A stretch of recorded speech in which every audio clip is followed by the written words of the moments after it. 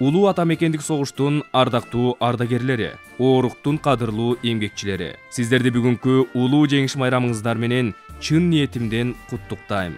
Улуу жеңиш эрдиктин, каармандыктын жана кайраттуулуктун, эмгекчилдиктин, көтөрүмдүүлүктүн үлгүсү катары тарых бетинде сакталып кала берет.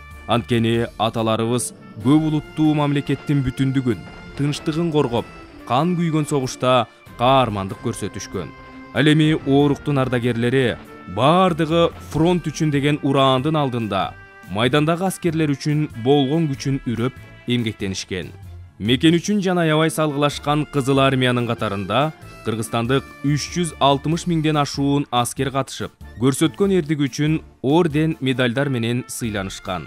Алардын катарында Дүйшөнкул Шопоков, Чолпонбай Төлөбердиев, Дайыр Асанов, Григорий Конкин, Иван Москаленко сыяктуу бир катар баатырларыбыздын эрдиги эч качан унутулбайт.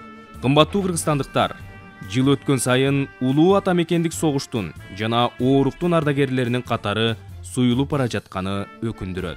Бирок келечек ээлери, жаштар тарыхты билүүгө, адамзатты фашизмден куткаргандыгын унутпоого тийиш.